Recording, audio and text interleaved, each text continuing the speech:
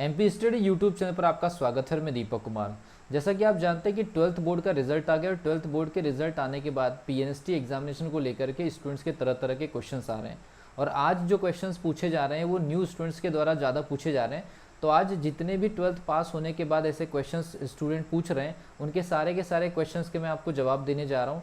अगर आप इस चैनल पर नए हैं तो चैनल को सब्सक्राइब कर लीजिए, बेल आइकन को प्रेस कर लीजिए।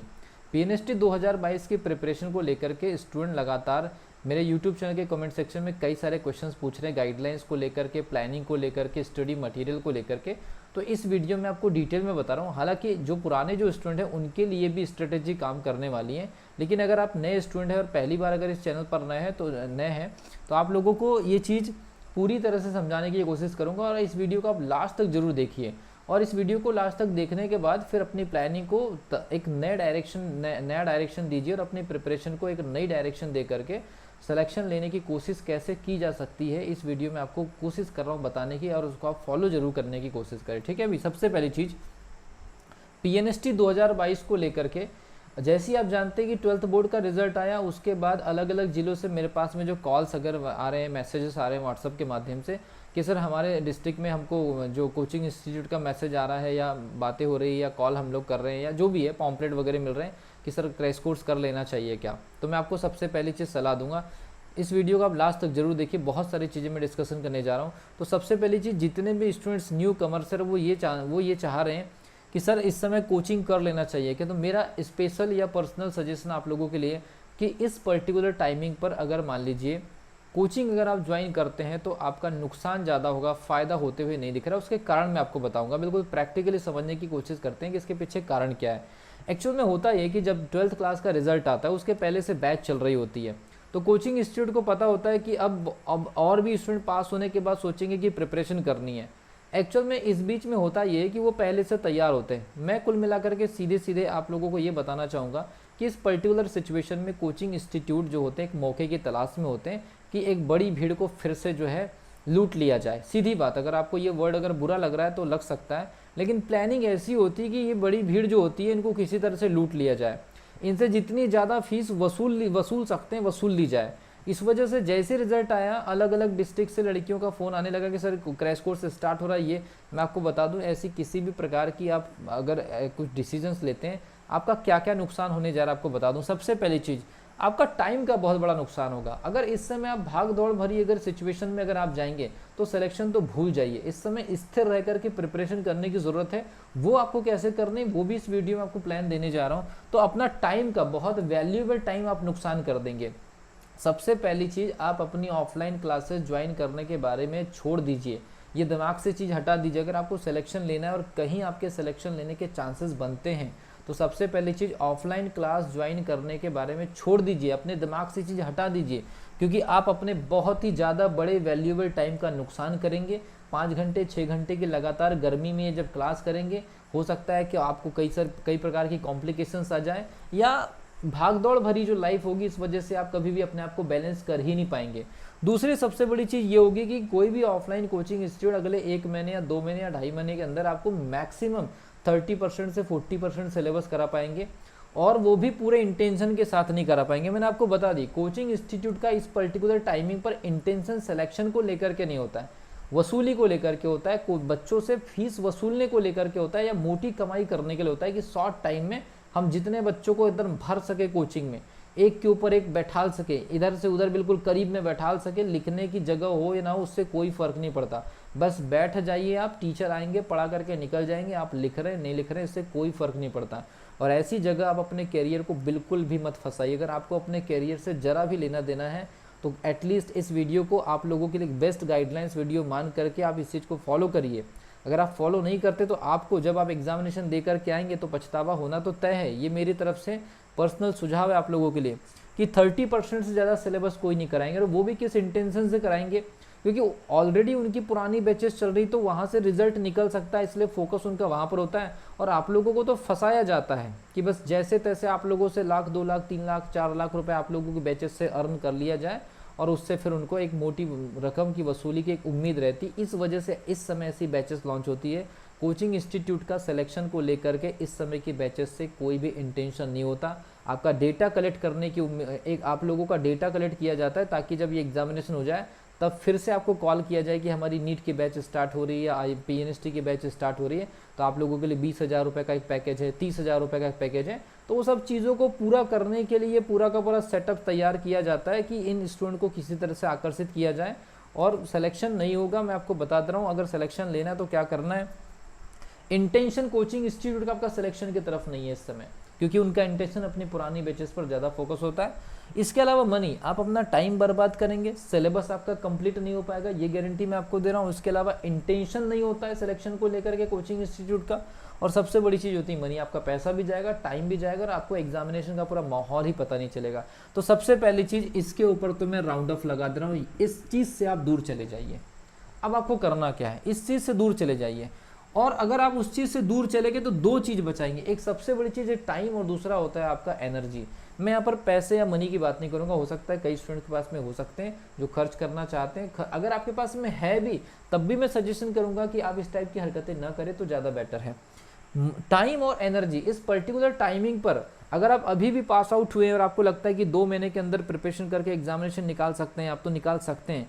सबसे पहली चीज़ आपको अपना टाइम बचाना है, एनर्जी बचाना है। ये नहीं कि आपके पास पैसे तो कोचिंग में फेंके जा रहे हैं, आपका करियर तबाह होने के अलावा कुछ आपको हाथ नहीं लगने वाला है। तो टाइम और एनर्जी दो चीज़ें बचाइए। अगर ये दो चीज़ें बच गई, आपने अपना टाइम टेबल सेट कर लिया, घर में बैठ करके कितना बेहतर तरीके से पढ़ाई कर सकते हैं वो भी आपको आइडिया दे रहा हूँ।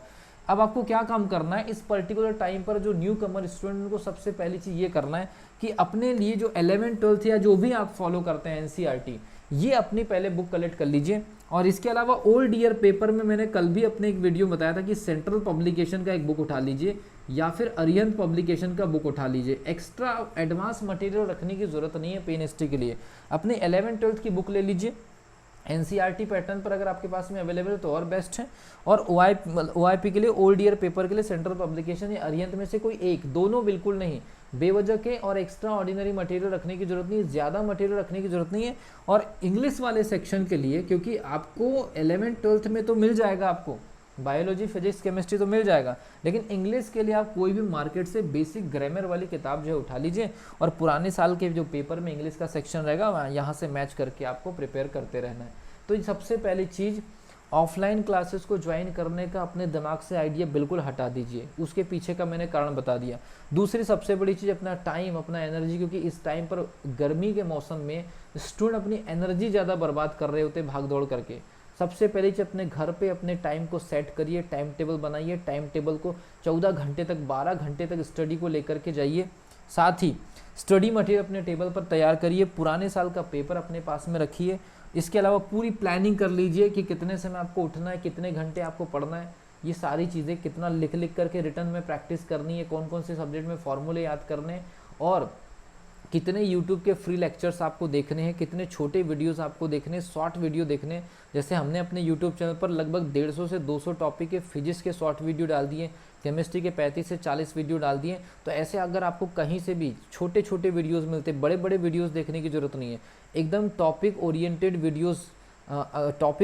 वीडियोस पर फोकस करिए या छोटे छोटे टॉपिक्स की स्टडी करिए अपने किताबों से।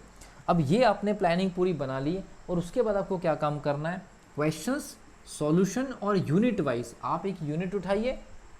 प्लानिंग देखिए, आप एक यूनिट उठाइए, यूनिट में 10 टॉपिक्स होते हैं स्पेशल, तो 10 टॉपिक्स में से कोई 6 टॉपिक, 10 टॉपिक में से कोई 6 टॉपिक को टारगेट करिए और उन 6 टॉपिक की बेसिक स्टडी के आप लेक्चर्स देखिए यूट्यूब पर। क्योंकि आप घर में बैठे होंगे तो आप अपना 200 रुपये का एक्स्ट्रा डेटा खर्च करेंगे तो 3 महीने या 2 महीने में भी 2 महीने में आपको एक्स्ट्रा 200-250 रुपये के हिसाब से 500 रुपये का ही खर्च आएगा। तो वो 500 रुपये के डेटा को पूरा इस्तेमाल करिए और वो जो 6 से 7 टॉपिक जो बड़े स्पेशल टाइप के, उनके ट्यूटोरियल्स देख लीजिए फ्री, उनके फॉर्मूलेज, अगर किसी सब्जेक्ट में फॉर्मूले जैसे जैसे अलग अलग सब्जेक्ट होंगे तो ऐसे आप एक यूनिट उठाइए। एक यूनिट के अंदर 10 टॉपिक होते हैं और 10 में से 6 टॉपिक को स्पेशल जो बड़े इंपॉर्टेंट होते हैं उनको तैयार करिए। ये काम करिए आप 2 दिन के अंदर, ये पूरा काम 2 दिन में कंप्लीट कर लीजिए। जब ये पूरा काम 2 दिन में कंप्लीट हो जाए तो उससे रिलेटेड जो भी क्वेश्चंस आए हैं OIP में चले जाइए और वहाँ से पूरा का पूरा सॉल्यूशन देख लीजिए। तो 3 दिन के अंदर आप इजीली एक यूनिट कवर कर पाएंगे। जब आप 3 दिन के अंदर इजीली एक यूनिट कवर कर पाएंगे तो 30 से 35 दिन या 36 दिन या 40 दिन के अंदर आप ऑन एन एवरेज 12 से 13 यूनिट, जो कि वैल्यूएबल ज़्यादा नंबर वाली 12 से 13 यूनिट जब आप कवर कर लेंगे, तो ये मान करके चलिए कि आप एक तय समय सीमा के अंदर मोर देन 85% सिलेबस टच कर सकते हैं। मोर देन 85% सिलेबस अगर आपने ऐसे टच कर लिया और सॉल्यूशन सीरीज या सॉल्यूशन के माध्यम से आपने मैक्सिमम क्वेश्चन अगर सॉल्व कर लिया, तो ये मान करके चलिए कि आप ज़्यादा से ज़्यादा क्वेश्चन एग्जामिनेशन में हिट करके आएंगे। क्योंकि जब आप उस समय एग्ज़ाम दे रहे होंगे, जिस समय आप एग्ज़ाम दे रहे होंगे, तो उस समय 30 क्वेश्चंस